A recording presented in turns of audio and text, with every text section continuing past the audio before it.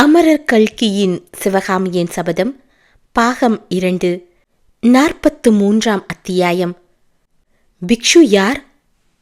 பிக்ஷுவிடம் தான் கவர்ந்து கொண்டு வந்தது விஷக்கத்தி என்று தெரிந்து நடுங்கிய குண்டோதரனை பார்த்து, பிக்ஷுவை எங்கே விட்டுவிட்டு வந்தாய்? சீக்கிரம் சொல் என்று சக்கரவர்த்தி கேட்டார். கோயில் மடப்பள்ளிக்குள்ளே அடைத்து தாளிட்டு வந்திருக்கிறேன் பிரபு என்றான் குண்டோதரன். நல்ல காரியம் செய்தாய், வா போகலாம், கிராமத்துக்கு வழிகாட்டு என்றார் மகேந்திர பல்லவர். அப்போது சத்ருக்னன், பிரபு, கிராமத்துக்கு நாம் ஏன் இப்போது போக வேண்டும்? நாம் வந்த காரியம் ஆகிவிட்டது. புத்த பிக்ஷுவை குண்டோதரன் கவனித்துக் கொள்வான். நாம் போகலாம், வாருங்கள் என்று கவலை துணித்த குரலில் கூறினான். மகேந்திர பல்லவர், இல்லை சத்ருக்னா, நாம் வந்த காரியம் இன்னும் ஆகவில்லை.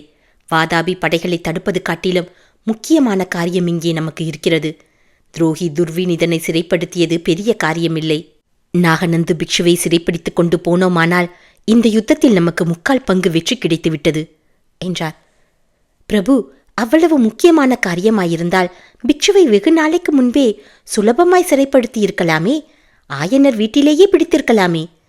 இத்தனை நாளும் பிக்ஷு சுயேச்சையாக இருத்தல் நான் உத்தேசித்திருந்த காரியங்களுக்கு அவசியமாயிருந்தது. இனிமேல் அவர் வெளியில் இருந்தால் பாதகம் விளையும். பிரபு, பிக்ஷுவை சிறைப்பிடிக்கும் வேலையை என்னிடமும் குண்டோதரனிடமும் ஒப்படையுங்கள். தாங்கள் உடனே புறப்பட்டுச் செல்லுங்கள். ஆற்றுக்கு அக்கறையில் கண்ணபிரான் ரதத்தை பூட்டி ஆயத்தமாய் வைத்திருக்கிறான். இந்த வேலையை உங்கள் இருவரிடமும் கூட ஒப்படைக்க முடியாது சத்ருகனா. நானேதான் செய்தாக வேண்டும். குண்டோதரா, போ முன்னால் என்றார் மகேந்திர பல்லவர். அதற்கு மேல் சத்ருக்னன் வாய் திறக்கவில்லை. 3 பேரும் ஏறக்குறைய பொழுது புலரும் சமயத்தில் மண்டபப்பட்டு கிராம எல்லையை அடைந்து கோயில் வெளிமதிலை தாண்டி குதித்து உள்ளே சென்றார்கள். மடப்பள்ளியின் கதவு வெள்ளித்தாளிடப்பட்டு இருந்தது. சற்று கர்வத்துடனேயே குண்டோதரன் அந்த வெள்ளித்தாளை அப்புறப்படுத்தி கதவை திறந்தான். மூவரும் உள்ளே பிரவேசித்தார்கள். நாலாபுறமும் நன்றாய் பார்த்தார்கள். மடப்பள்ளியின் உட்புறம் சூன்யமாயிருந்தது.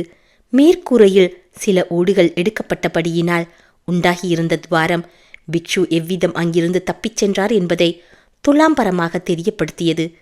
நினைத்தேன் சத்ருகனா, பிக்ஷுவை சிறைப்பிடிக்கும் வேலையை உங்களிடம் நான் ஒப்புவியாததன் காரணம் இப்போது தெரிகிறதா என்றார் மகேந்திர பல்லவர். குண்டோதரா, பல்லவேந்திரர் கூறியது காதில் விழுந்ததா? காஞ்சி ஒற்றர் படைக்கு நீ அழியாத அவமானத்தை உண்டு பண்ணிவிட்டாய் என்றான் சத்ருக்னன். எஜமானனே, அந்த அவமானத்தை இன்றைக்கே போக்கி விடுகிறேன். கருணை புரிந்து தங்களிடம் உள்ள கத்தியை இங்கே கொடுங்கள். நாகநந்தி பிக்ஷு இந்த கிராமத்திலேதான் இன்னும் இருக்க வேண்டும். நாளை பொழுது விடுவதற்குள் அவரை கண்டுபிடித்து அவருடைய தேகத்தில் இந்த விஷக்கத்தியை பதித்துக் கொள்ளாவிட்டால் என்னுடைய நெஞ்சிலே இதை பதித்துக் கொண்டு உயிரை விடுவேன் என்றான் குண்டோதரன். சத்ருக்னன் கத்தியை குண்டோதரனிடம் கொடுக்க எத்தனித்த போது மகேந்திர பல்லவர் குறுக்கிட்டு அதை வாங்கிக் கொண்டார். குண்டோதரா, இந்த மாதிரி அசட்டுத்தனமான சபதம் இனிமேல் செய்யாதே. புத்த பிக்ஷுவின் உடம்பில் இந்த கத்தியை நீ செலுத்த முடியாது. அவருடைய தேகம் வஜ்ர தேகம். அவரை குத்தினால் கத்தியின் முனைதான் மழுங்கும். அப்படி அவரை நீ காயப்படுத்தினாலும் இந்த கத்தியில் உள்ள விஷம் அவரை கொல்லாது என்றார் மகேந்திர சக்கரவர்த்தி. அது எப்படி பிரபு? பிக்ஷு மந்திரவாதியா? மந்திர சாதனங்களில் உங்களுக்கு கூட நம்பிக்கை உண்டா என்று கேட்டான் சத்ருகனன். மந்திரமும் இல்லை, மாயமும் இல்லை. விஷத்தை விஷம் ஒன்றும் செய்ய முடியாதல்லவா? புத்த பிக்ஷுவின் தேகத்தில் ஓடும் இரத்தம் விஷம் கலந்த இரத்தம். எத்தனையோ காலமாக விஷ மூலிகைகளை அருந்தி உடம்பையே விஷமயமாக செய்து கொண்டவர் அந்த மகான். ஐயோ, என்ன பயங்கரம் என்றான் சத்ருகனன். புத்த பிக்ஷுவின் தேக காற்று பட்டதும் அக்கம் பக்கத்தில் உள்ள நாகங்கள் மிரண்டு அங்கும் இங்கும் ஓடும். ஆம் எஜமானனே, நானும் பார்த்திருக்கிறேன். அதன் காரணம் இப்போதுதான் தெரிகிறது என்று குண்டோதரன் கூறியபோது அவனுடைய உடம்பு நடுங்கிற்று. கெடில நதிக்கரையில் அந்த பயங்கரமான சர்ப்ப குகையை பார்த்தோமே, ஞாபகம் இருக்கிறதா சத்ருகனா? அதை மறக்க முடியுமா பிரபு? அதன் மர்மம் என்னவென்பதை கண்டுபிடித்தாயா? என்ன யோசித்தாலும் யூகிக்க முடியவில்லை. நான் சொல்கிறேன், காஞ்சி கோட்டையை வேறு வழியில் பிடிக்க முடியாவிட்டால் கோட்டைக்குள் இருக்கும் குடி தண்ணீரை எல்லாம் விஷத்தை கலந்து விடலாம் என்பதற்காகத்தான். என்ன கொடுமை! இவ்வளவு கருணாமூர்த்தியான புத்த பெருமானின் பெயரால் ஒரு பித்த பிக்ஷுவால் செய்யப்படுகிறதா? என்னால் நம்ப முடியவில்லையே என்றான் சத்ருகனன். நம்ப முடியாத காரியம்தான். ஆனால் புத்த பிக்ஷு நிஜமான புத்த பிக்ஷு இல்லையே. காவி துணியையும் பௌத்த சங்கங்களையும் தன்னுடைய காரியங்களுக்காக உபயோகப்படுத்திக் கொள்ளும் மிக மிக சாமர்த்தியசாலியான ஒற்றன் அல்லவா? அப்பேற்பட்ட கிராதக கொலைபாதகனை கொல்லாமல் விட வேண்டும் என்கிறீர்களே? கொல்லுவதனால் பயன் இல்லை. சிறைப்பிடித்து வைத்தோமானால் புலிகேசியுடன் நாம் நடத்தும் யுத்தத்தில் ஒரு பெரிய ஆயுதமாக பிக்ஷு உபயோகப்படுவார். பிரபு, பிக்ஷு யார் என்று கேட்டான் சத்ருக்னன். ஓர் யூகம் இருக்கிறது. நிச்சயமாக தெரிந்த பிறகு சொல்கிறேன். சத்ருகனா, நீயும் உன் சீடன் குண்டோதரனும் இதுவரை பல்லவ சாம்ராஜ்யத்துக்கு எவ்வளவோ மகத்தான சேவைகளை புரிந்திருக்கிறீர்கள். ஆனால் அவை எல்லாவற்றையும் விட பரம முக்கியமான காரியம் உங்களால் இப்போது ஆக வேண்டியிருக்கிறது. நான் சொல்வதை இருவரும் கவனமாக கேட்டு அந்தபடி செய்தால் காரியம் ஜெயமாகலாம். என்ன சொல்கிறீர்கள்? தங்கள் சித்தம் பிரபு. கட்டளைப்படி அணுவும் பிசகின்றி நடந்து கொள்கிறோம் என்றான் சத்ருகனன். பொழுது புலரும் நேரத்தில் பன்னீர் மரத்திலே மலர்ந்து குலுங்கிய புஷ்பங்கள் கம் என்று மனம் வீசின. ஏறக்குறைய வட்ட வடிவமாயிருந்த சந்திரன் பொன்னிறத்தை இழந்து வெண்தாமரையின் நிறத்தை பெற்று மேற்கு திசையின் அடியில் அமிழ்ந்து கொண்டிருந்தான். அந்த அதிகாலை நேரத்தில் கோயில் பிரகாரத்தில் மடப்பள்ளி வாசலில் மகேந்திர சக்கரவர்த்தி அமர்ந்து சத்ருக்னனையும் குண்டோதரனையும் அருகில் உட்காரச் சொல்லி அவர்கள் செய்ய வேண்டிய காரியங்களைப் பற்றி கூறினார். ஒற்றர்கள் இருவரும் மிக கவனமாக கேட்டுக்கொண்டார்கள். 43ஆம் அத்தியாயம் நிறைவு பெற்றது. 44ஆம் அத்தியாயம் சிங்க இலச்சினை. மறுநாள் பொழுது விடிந்து சூரியன் வானவெளியில் 2 நாழிகை பிரயாணம் செய்திருந்தும் மண்டபப்பட்டு கிராமத்து வீதிகளில் ஜன நடமாட்டமும் கலகலப்பும் இல்லை. 2 நாளாக இரவில் நடந்த களியாட்டங்களில் ஈடுபட்டதனாலும் எதிர்பாராத விந்தை சம்பவங்களினால் உள்ள கிளர்ச்சியடைந்து தூக்கமின்றி இரவு நேரங்களை கழித்ததனாலும் அந்த கிராமவாசிகள் அன்று காலை கொஞ்சம் மந்தமாகவே இருந்தார்கள். பல வீடுகளில் வாசற்கதவுகள் இன்னும் திறக்கப்படாமலே இருந்தன. திருநாவுக்கரசர் மடத்து வாசற்கதவும் அவ்வாறு உட்புறம் தாளிடப்பட்டுதான் இருந்தது. ஆனால் உள்ளே பேச்சுக்குரல் கேட்டது. குண்டோதரன், சத்ருக்னன், வஜ்ரபாகு ஆகிய மூவரும் அந்த வேளையில் மடத்து வாசலுக்கு வந்தார்கள். குண்டோதரன் கதவை இடித்தான். உள்ளே கேட்டுக்கொண்டிருந்த பேச்சுக்குரலின் சத்தம் உடனே நின்றது. மனிதர் நடமாடும் சத்தமும் கதவுகள் திறந்து மூடப்படும் சத்தமும் கேட்டன. பிறகு வாசற்கதவு திறந்தது. ஆயனர் வெளியிலே வந்து, நீதானா குண்டோதரா? ராத்திரியெல்லாம் எங்கே போயிருந்தாய்? உன்னை நம்பினால் என்று சொல்லிக் கொண்டு வந்தவர் வஜ்ரபாகுவையும் சத்ருக்னனையும் பார்த்துவிட்டு, இவர்கள் யார் என்று கேட்டார். நேற்றிரவு 2 பேர் வந்திருந்தார்கள், சிற்பக்கலையில் ஊக்கமுள்ளவர்கள் என்று சொன்னேனே, அவர்கள்தான். ராத்திரியெல்லாம் இவர்களை தேடி கடைசியில் பொழுது விடியும் சமயத்தில் கண்டுபிடித்தேன். தங்களை பார்க்க வேண்டும் என்று சொன்னபடியால் அழைத்து வந்தேன் என்றான் குண்டோதரன். அப்படியா? உள்ளே வாருங்கள். அம்மா சிவகாமி, மனை எடுத்து போடு என்றார் ஆயனர். ஆயனருக்கு பின்னால் நின்று சிவகாமி உடனே மனைகளை எடுத்து போட்டாள். ஆயனரும் வந்தவர்கள் இருவரும் உட்கார்ந்தார்கள். சிவகாமியை வற்புறுத்தி உட்காரச் சொல்லியும் அவள் உட்காரவில்லை. புதிதாக வந்த இருவரையும் ஆவலுடன் மாறி மாறி பார்த்து கொண்டிருந்தாள். உங்களை பற்றி குண்டோதரன் சொன்னான், சிற்பத்தில் ஆர்வமுள்ளவர்கள் என்று. உங்கள் இருவருக்கும் எந்த ஊரோ என்று ஆயனர் கேட்டார். குருவே, என்னை தெரியவில்லையா என்றான் சத்ருகனன். தெரியவில்லையாப்பா? நீ எப்போதாவது என்னிடம் சிற்பம் கற்றுக்கொண்டாயா என்ன? ஆம் ஐயா. சிவகாமி அம்மையை வேணுமானாலும் கேளுங்கள், அவருக்கு ஞாபகம் இருக்கும். ஆமாமப்பா, 2-3 நாள் இவர் உங்களுடைய சீடராயிருந்தார் என்றாள் சிவகாமி. என்ன அதிர்ஷ்டம் அப்படி! நான் வந்த சில நாளைக்கெல்லாம் தாங்கள் மாமல்லபுரத்துக்கு போனீர்கள் என்றான் சத்ருகனன். பிறகு கொஞ்ச நாளைக்கெல்லாம் எல்லா வேலையும் நின்றுவிட்டது. இந்த பாழும் யுத்தம் எதற்காக வந்ததோ, எப்போது முடியப் போகிறதோ தெரியவில்லை என்று ஆயனர் கூறி பெருமூச்சு விட்டார். இன்னும் கொஞ்சம் பொறுமையாயிருங்கள் ஆயனரே, யுத்தம் சீக்கிரத்தில் முடிந்துவிடும். தாங்கள் பழையபடி தங்கள் அரண்ய வீட்டுக்கு போகலாம் என்றார் வஜ்ரபாகு. அந்த குரலை கேட்டதும் ஆயனர் சிறிது திடுக்கிட்டவராய் வஜ்ரபாகுவை உற்று நோக்கி, ஐயா, தாங்கள் யாரோ என்றார். என்னை நிஜமாகவே தெரியவில்லையா ஆயனரே? பார்த்த ஞாபகமாயிருக்கிறது.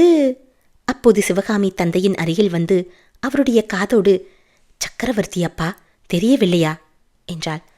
ஆயனர் அளவிட முடியாத வியப்புடன் ஒரு கணம் வஜ்ரபாகுவின் முகத்தை உற்று நோக்கினார். பின்னர் அவசரமாக பீடத்தை விட்டு எழுந்து, பிரபு, இது என்ன வேஷம்? அடையாளமே தெரியவில்லையே என்றார். வேஷம் போடும் கலையில் என்னுடைய சாமர்த்தியம் இப்போதுதான் எனக்கு திருப்தி அளித்தது. போர்க்களத்தில் புலிகேசியின் முன்னால் நின்று தூது சொல்லிவிட்டு திரும்பிய போது கூட இவ்வளவு திருப்தி எனக்கு உண்டாகவில்லை என்றார் மகேந்திரர். ஆயனர், பல்லவேந்திரா, குண்டோதரன் நேற்றிரவே என்னிடம் சொன்னான். யாரோ இருவர் வந்திருக்கிறார்கள். அவர்கள் இந்த கிராமத்து பாறைகளை பார்த்துவிட்டு கோயில் அமைப்பது பற்றி பேசினார்கள் என்று. உடனே தங்களுடைய ஞாபகம் எனக்கு வந்தது. அப்படிப்பட்ட சிற்ப மனோ கற்பனை உள்ளவர்கள் நம் சக்கரவர்த்தியை தவிர யார் உண்டு என்று எண்ணினேன். கடைசியில் தாங்களாகவே இருக்கிறீர்கள். பிரபு, இந்த ஏழை சிற்பியை பார்ப்பதற்காக இவ்வளவு தூரம் தேடி வந்தீர்கள். தங்களை பார்த்து எத்தனை காலம் ஆகிவிட்டது? ஒரு யுகம் மாதிரி இருக்கிறது என்றார் ஆயனர். ஆயனரே, உங்களிடம் பொய் வேஷத்துடனே வந்தேன். அதோடு பொய் சொல்லவும் விரும்பவில்லை. நான் இங்கே வந்தது உங்களை பார்ப்பதற்காக அல்ல. என் மகன் மாமல்லனை தேடிக்கொண்டு வந்தேன் என்றார் சக்கரவர்த்தி. சிவகாமி நாணத்தினால் தலை குனிந்து கொண்டாள். ஆயனர் சிறிது தடுமாறிவிட்டு, பல்லவேந்திரா, மாமல்லர் நேற்று இரவே புறப்பட்டு சென்று விட்டாரே, குண்டோதரன் சொல்லவில்லையா என்று கேட்டார். மாமல்லனும் பரஞ்சோதியும் இத்தனை நேரம் காஞ்சி பாதையில் போய்க் கொண்டிருப்பார்கள். வந்த இடத்தில் உங்களை பார்த்துவிட்டு மாமல்லனை காப்பாற்றியதற்காக நன்றி சொல்லிவிட்டு போகலாம் என்று வந்தேன் என்றார் சக்கரவர்த்தி. பிரபு, மாமல்லரை நாங்கள் காப்பாற்றவில்லையே. வெள்ளத்தில் மூழ்கி போக இருந்த எங்களையல்லவா குமார சக்கரவர்த்தி தக்க சமயத்தில் வந்து காப்பாற்றினார். ஆமாயனரே, அதுவும் எனக்கு தெரியும். ஆனால் மாமல்லனுடைய உயிரை நீங்கள் காப்பாற்றியதும் உண்மைதான். நீங்கள் என்றால் முக்கியமாக உங்கள் குமாரியை சொல்கிறேன். இதோ பார்த்தீர்களா இந்த கத்தியை என்று சக்கரவர்த்தி கூறி நாகப்பிடி அமைந்த கத்தியை எடுத்து காட்டினார். ஆயனர் சிவகாமி இருவரும் அந்த கத்தியை இன்னதென்று விளங்காத பயங்கரத்துடன் பார்த்தார்கள். இந்த விஷக்கத்தி மாமல்லன் மேல் பாய்வதற்கு இருந்தது. அப்போது சிவகாமி பக்கத்தில் இருந்தபடியால் மாமல்லன் அந்த அபாயத்திலிருந்து தப்பினான். சிவகாமி நடுங்கினாள். அவளுடைய இருதய பீடத்தில் வீற்றிருக்கும் தெய்வத்தின் பேரில் விஷக்கத்தி பாய்வதற்கு இருந்தது என்று எண்ணிய போது அவளுடைய நெஞ்சில் அந்த கத்தி பாய்ந்து விட்டது போன்ற வேதனை உண்டாயிற்று. அவ்விதம் நேராமல் தன்னால் மாமல்லரை காப்பாற்ற முடிந்தது என்ற எண்ணம் சொல்ல முடியாத உள்ள கிளர்ச்சியை உண்டாக்கிற்று. ஆனால் தான் காப்பாற்றியது எப்படி என்பது தெரியாதபடியால் திகைப்பும் ஏற்பட்டது. பிரபு, என்ன சொல்கிறீர்கள்? குமார சக்கரவர்த்தியின் மேல் விஷக்கத்தி ஏன் பாய வேண்டும்? அவ்விதம் செய்ய எண்ணிய பாதகன் யார்? அதை எவ்விதம் சிவகாமி தடுத்தால்? எல்லாம் ஒரே மர்மமாயிருக்கிறதே. சிவகாமி, உனக்கு ஏதேனும் தெரியுமா என்று ஆயனர் கேட்டார். சிவகாமியை கேட்பதில் பயன் இல்லை. அவளுக்கு ஒன்றும் தெரியாது. சமயம் நேரும்போது நானே எல்லாம் சொல்கிறேன். இப்போதைக்கு அபாயம் நீங்கிவிட்டது. மாமல்லன் காஞ்சி பாதையில் வெகு தூரம் இதற்குள் போயிருப்பான். நானும் போக வேண்டியதுதான். ஆயனரே, இந்த மண்டப்பட்டு கிராமம் உங்களுக்கு பிடித்திருக்கிறதல்லவா? யுத்தம் முடியும் வரையில் இங்கேயே நீங்கள் தங்கியிருக்கலாம் அல்லவா? ஆம் பிரபு, அப்படித்தான் உத்தேசம். இந்த கிராமவாசிகள் மிகவும் நல்லவர்கள், கலை அபிநயம் உள்ளவர்கள். பாறை கோயில்கள் அமைக்க உதவி செய்வதாக சொல்லியிருக்கிறார்கள். நானும் அதற்கு ஏற்பாடு செய்கிறேன். உங்களுக்கு வேண்டிய திரவியமும் ஆட்களும் கருவிகளும் கொடுத்து உதவும்படி திருக்கோவலூர் கோட்டத்து அதிகாரிகளுக்கு கட்டளை அனுப்புகிறேன். பல்லவேந்திரா, தாங்கள் ஒரு நாளாவது இங்கே தங்கலாமா? இன்று சாயங்காலம் பாறைகளை போய் பார்த்து எப்படி எப்படி கோயில் அமைக்கலாம் என்று தீர்மானிக்கலாமே. மகேந்திர சக்கரவர்த்தி சிரித்துவிட்டு, ஆயனரே, காஞ்சிக்கு 3 காத தூரத்தில் வாதாபி படைகள் வந்து கொண்டிருக்கின்றனவாம். அந்த படைகள் காஞ்சிக்கு வருவதற்குள் நான் போய் ஆக வேண்டும் என்றார்.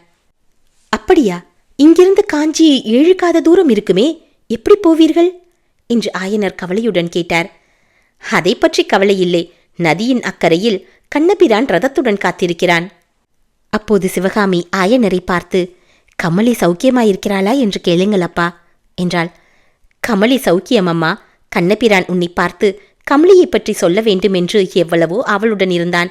நான் தான் வரக்கூடாதென்று தடுத்து விட்டேன். சிவகாமி மறுபடியும் ஆயனரை பார்த்து, அப்பா, கமலிக்கு குழந்தை பிறந்ததும் சொல்லி அனுப்பச் சொல்லுங்கள் என்றாள். எக்காரணத்தினாலோ மகேந்திர பல்லவரை ஏறிட்டு பார்க்கவே அவளுக்கு சங்கோஜமாயிருந்தது. ஆகட்டும் சிவகாமி, அப்படியே சொல்லி அனுப்பச் சொல்கிறேன். ஆயனரே, நான் புறப்படட்டுமா? போகும் வழியில் வேணுமானால் சுற்றி பாறைகளை பார்த்துவிட்டு போகலாம். நீரும் வருகிறீரா என்று சக்கரவர்த்தி கேட்டார். ஆகட்டும் பிரபு, அதைவிட எனக்கு என்ன வேலை என்று ஆயனர் எழுந்தார். இன்னும் ஒரு விஷயம் மறந்துவிட்டேன் என்று கூறி மகேந்திர பல்லவர் தமது அங்கி பையிலிருந்து அறுகோண வடிவமான பதக்கம் ஒன்றை வெளியில் எடுத்தார். அதை காட்டி, ஆயனரே, இது என்ன தெரிகிறதா என்று சக்கரவர்த்தி கேட்கவும், தெரிகிறது பிரபு, சிங்க இலச்சினை என்றார் ஆயனர். ஆமாம் ஆயனரே, இந்த இலச்சினை பல்லவ ராஜ்யத்தில் மொத்தம் 11 பேரிடம்தான் இருக்கிறது. 12வது இலச்சினையை உம்மிடம் கொடுக்கிறேன். இதை காட்டினால் இந்த பல்லவ சாம்ராஜ்யத்தின் எந்த மூலை முடுக்கில் உள்ள அதிகாரியும் நீர் விரும்பியதைச் செய்வார். எந்த கோட்டை கதவும் உடனே திறக்கும். இதை வைத்துக்கொண்டு என்னையும் மாமல்லனையும் எந்த நேரத்திலும் பார்க்கலாம். இந்த யுத்த காலத்தில் உம்மிடம் இது இருக்கட்டும் என்று கொடுக்கிறேன். சர்வ ஜாக்கிரதையாய் வைத்துக் கொள்ள வேண்டும். ஏதாவது மிகவும் முக்கியமான காரணம் ஏற்பட்டாலன்றி இதை உபயோகிக்கக்கூடாது என்று கூறி சக்கரவர்த்தி இலச்சினையை நீட்டினார். பிரபு, இந்த ஏழை சிற்பிக்கு எதற்காக இந்த சிங்க இலச்சினை என்று ஆயனர் அதை வாங்கிக் கொள்ள தயங்கினார். ஆயனரே, இந்த பெரிய ராஜ்யத்தில் உம்மையும் உம்முடைய குமாரியையும் காட்டிலும் எந்த செல்வத்தையும் நான் பெரிதாக கருதவில்லை. ஏதாவது ஒரு சமயத்திற்கு வேண்டியதாயிருக்கலாம். ஆகையால் வாங்கி பத்திரமாய் வைத்துக் கொள்ளும் என்று மகேந்திர பல்லவர் கையை நீட்டிக் கொடுக்க, அதற்கு மேல் ஆயனரால் அதை மறுக்க முடியவில்லை. பயபக்தியுடன் வாங்கிக் கொண்டு, அம்மா சிவகாமி, இதை உன் பெட்டியில் பத்திரமாய் வைத்துவிட்டு வா என்று சொல்லிக் கொடுத்தார். சிவகாமி அந்த சிங்க இலச்சினையை வாங்கிக் கொண்டு அடுத்த அறைக்குள் அதை பத்திரப்படுத்த போனாள். அங்கே அந்த கிராமத்து பெரிய வீட்டு பெண்மணிகள் அவளுடைய ஆடை ஆபரணங்களை வைத்துக் கொள்வதற்காக அளித்திருந்த அழகிய வேலைப்பாடமைந்த பெட்டி இருந்தது. பெட்டியை திறந்து அதற்குள்ளே சிங்க இலச்சினையை சிவகாமி பத்திரப்படுத்தினாள். அவ்விதம் அவள் பெட்டியை திறந்து சிங்க இலச்சினையை வைத்ததை அதே அறையில் தூணுக்கு பின்னால் மறைந்திருந்த நாகநந்தி பிக்ஷு கவனமாக பார்த்து கொண்டிருந்தார். 44ஆம் அத்தியாயம் நிறைவு பெற்றது.